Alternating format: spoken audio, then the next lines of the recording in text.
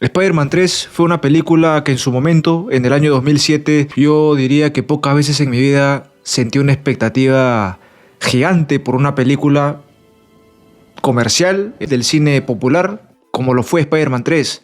Los de mi generación, sobre todo considerando los dibujos con los que crecimos de Spider-Man en Fox Kids, que evidentemente marcó la infancia de muchos, igual que los dibujos de Hulk, de los X-Men, esas grandes historias que veíamos en la animación. Lo veía en Spider-Man, que para mí era la película que más cumplía con el aura, la escenografía, los mensajes, los superpoderes de Spider-Man. Realmente se notaba el gran trabajo de Sam Raimi, que de sus propias palabras ha salido que él ama a Spider-Man, ama al personaje, y eso se ve reflejado en todo lo que hizo, en su trilogía en general. Es un hecho que se tomó algunas libertades en su creación del personaje, ya sea en las telarañas orgánicas, algunos aspectos de la trama también, como el tío Ben en Spider-Man 3, pero lo primordial, que era cinematográficamente también hablando, la música, la galería de villanos, las actuaciones, el performance de Maguire, que para mí está infravalorado como actor, que uno de sus esquemas actorales que yo creo que tiene bastante potencial es en el de la ira mezclado con el dramatismo, que lo vi bastante en la película de Hermanos que tiene con Gyllenhaal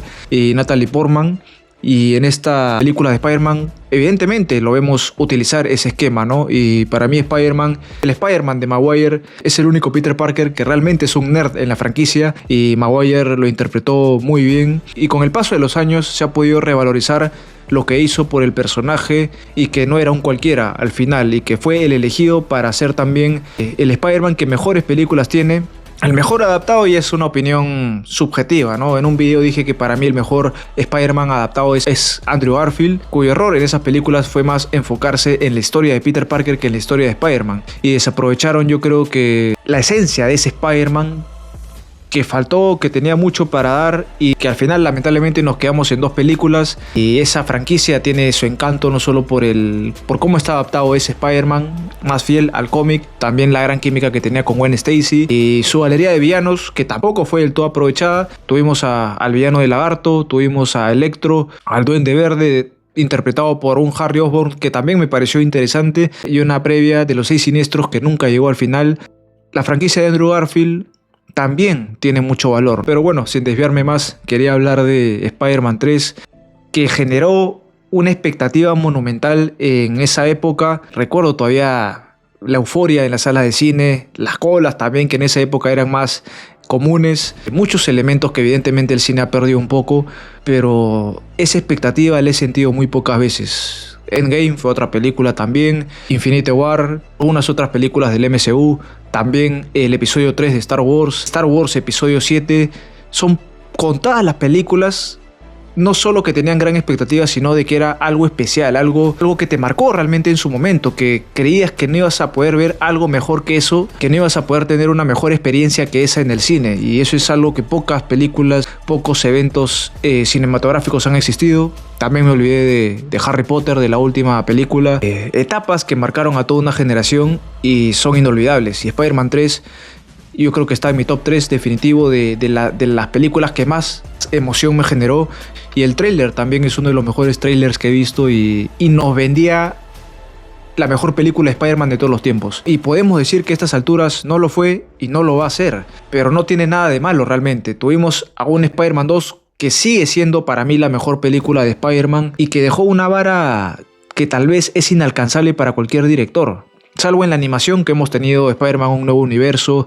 Tanto la secuela también me parece muy buena. Las dos películas en realidad, que son las únicas que realmente le hacen competencia al Spider-Man 2 de Maguire, de Sam Raimi. Pero yo creo que solo Sam Raimi podría igualar la calidad de su obra con un Spider-Man 4 que creo que es muy difícil que vaya a llegar. Una película que probablemente no vayamos a ver, pero queda en la imaginación de los fans de Spider-Man lo que hubiera sido una cuarta película. Y Spider-Man 3 fue una historia que, por lo que sabemos, era totalmente diferente a lo que quería Sam Raimi cuando la escribió, cuando la iba a dirigir. Planificó una película donde se iba a enfocar en Harry Osborn y en El Hombre de Arena. No íbamos a tener a Venom, pero por presión del estudio y de los fans es que se dio un error para mí determinante para el futuro de la franquicia de Sam Raimi. Esto fue la base de todo y esto no le permitió a Sam Raimi dirigir la historia que él quería contar. Y como lo he dicho muchas veces, cuando una película es mala es por culpa del estudio o que llega a tener muchos problemas en su presentación final, y este fue el caso de Spider-Man 3. En su momento sí me decepcionó porque yo esperaba otra película y ahora lo respeto mucho más, no solo la propia película sino también el trabajo de Sam Raimi, el talento que tiene el tipo porque pudo hacer una película que no estaba en sus planes, dirigir una historia un poco más sobrecargada y aún así poder ajustarla para que sea visible. Lo que decepcionó en su momento fue eso,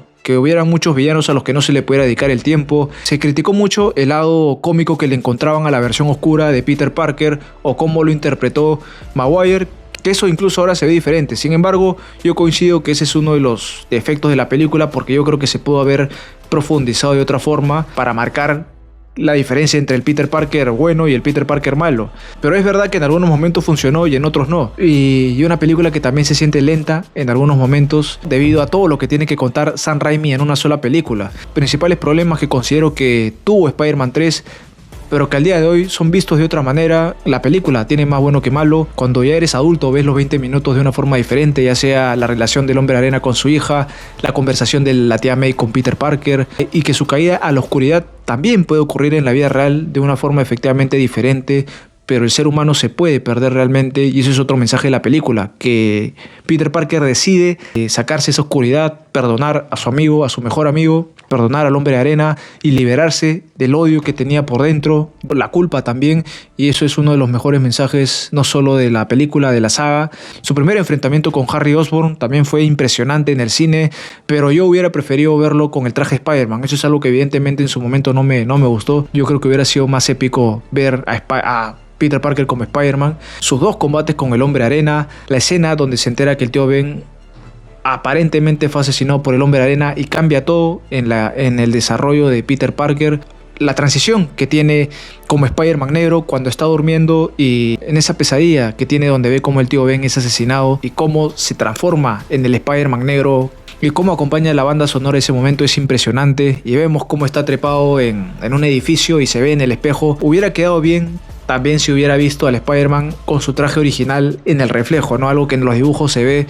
y yo creo que también hubiera quedado muy bien en la película, y el tráiler también te mostró eso y ese momento tampoco lo disfruté del todo en el cine, pero ahora es mucho más impresionante. Después de casi 20 años, hasta ahora ningún Spider-Man ha vuelto a tener el traje negro. Incluso la película de Spider-Man 3 es más épica todavía porque es la única donde vemos a Spider-Man con el simbionte en el traje, al Spider-Man negro, pero la realidad es que una película completa le quedaría a esta historia de Spider-Man solo con Venom. Y la escena que causó muchas risas en su momento, pero también significó una burla, hasta para el propio actor, fue cuando baila en Nueva York, cuando hace el famoso baile con su traje negro, y ahora es considerada una escena de culto y es cine, es realmente cine. Lo que en su momento fue algo que se consideró bastante ridículo, ahora tiene un gran valor para los fans de Spider-Man y para el cine también, por los que vieron la película. Y otra escena memorable y brutal, y también es una de las mejores de la trilogía, es la escena en la iglesia donde Peter Parker, después de haberle hecho daño a Mary Jane, finalmente busca ser perdonado,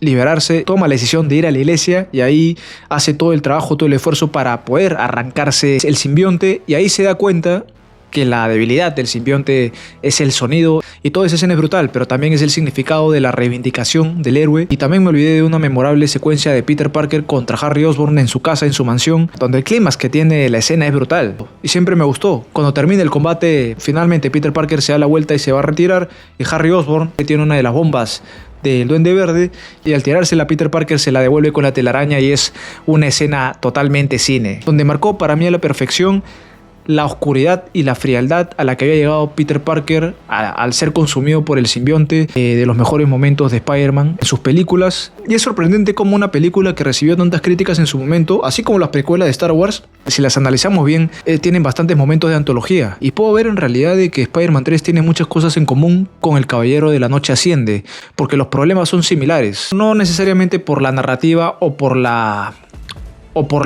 galería de villanos, que para mí influye diferente en cada película, pero en su momento las dos recibieron críticas más buenas que malas. Sin embargo, también puedo decir que Batman, la tercera película de Batman, tiene lo mejor y lo peor de la trilogía de Nolan, Y en esta película de Spider-Man es lo mismo. Tiene muchos momentos de antología, incluso como Peter Parker, más que como Spider-Man. En la tercera película del Batman de Nolan, me atrevería a decir que hay grandes momentos de Bruce Wayne, que nunca se ha visto en el cine, como lo que es el escape del pozo, que es impresionante y muy memorable de haberlo presenciado. Y como Batman tuvo menos escenas en la película también por la trama que quiso contar Nolan, pero sí diría que es una de las cosas que más tiene en común esta tercera película de Batman con el Spider-Man 3 de Sam Raimi. Y dirigiéndome ya a lo que es el clímax, primero que nada disfruto cómo Peter Parker recupera la esperanza y vuelve a ser Spider-Man y a pelear en Nueva York contra Venom. Y el clímax es impresionante. Y también te deja una cierta espinita porque te hubiera gustado ver más de Spider-Man contra Venom, porque lo poco que se ve en el clímax se ve una diferencia notoria en el poder de Venom, ¿no? Quien prácticamente podría acabar solo con Spider-Man, como el Hombre de Arena masacraba a Spider-Man. Cuando llega Harry Osborn, los momentos de combate a cada uno, el rescate a Mary Jane, la confrontación final de Venom contra Spider-Man y cómo también se sacrifica a Harry Osborn. Pasa tanto en ese clímax, pero al final es espectacular. Y finalmente, cuando vemos cómo Peter Parker presencia la muerte de Harry Osborn, en ese momento la ira lo consumió a Spider-Man y pudo debilitar a Venom mediante el ruido y no logró salvar a Eddie Brock, y quien finalmente muere por decisión propia al no querer separarse del simbionte. Y así concluye de forma épica la batalla final y tenemos los acontecimientos finales que cierran el ciclo que empezó desde Spider-Man 1, la escena de Flynn Marko, su conversación con Peter Parker, y hasta sentimos empatía por el personaje de Flynn Marko, y concluye con el perdón de Peter Parker a este personaje, y finalmente la secuencia concluye con Peter Parker, Mary Jane y Harry Osborn, el trío que nos acompañó desde el principio, presenciando la muerte de Harry Osborn, quien eligió el bien, eligió salvar, ayudar a su amigo, eligió hacer lo correcto, al igual que también lo hizo Peter Parker, y ese es el mensaje final de la película. Aquí también algo que se sigue cuestionando todavía es que Harry Osborn se entera de cómo murió su padre porque su mayordomo se lo confiesa de forma oportuna, ¿no? Pero fue determinante en la decisión de Harry Osborn también. Vemos el funeral y nos trasladamos a un ambiente tranquilo donde Mary Jane está cantando y Peter Parker la contempla. Ella se acerca y se dan un abrazo final y un baile que marca el final de la historia, de la trilogía. Con el perdón entre ambos personajes, o por lo menos eso es lo que se percibe en la escena, el arrepentimiento de ambos personajes, el perdón, y la película cierra con este arco. Y como final de la trilogía se siente triste, ¿no? Porque en las dos primeras películas vimos los impresionantes vuelos finales, épicos también, de Spider-Man, en cada secuencia final para cerrar con broche de oro cada película, y acabamos de una forma más triste, más melancólica en esta tercera película, con un sentido de esperanza, pero siempre quedaron las ganas de que haya un Spider-Man 4, y hasta ahora en realidad sigue habiendo ese sueño de que sea posible. Lo comprobamos en Spider-Man No Way Home, donde también se fomentó que se haga también sin Spider-Man 3. Tuvimos la fortuna de presenciar una trilogía gigante como lo fue Spider-Man, y nos enseñó muchas cosas que no sabíamos que íbamos a experimentar como adulto, y esas son las razones por las que considero de que Spider-Man 3 es una película de culto, y el tiempo le ha dado el valor que merece realmente por el trabajo que hay detrás, y con todos sus fallos sigue siendo épica y memorable, y sin duda es uno de los eventos cinematográficos que más emoción me generó, y es algo muy difícil de repetir. Y así cerramos este video especial. Será hasta la próxima.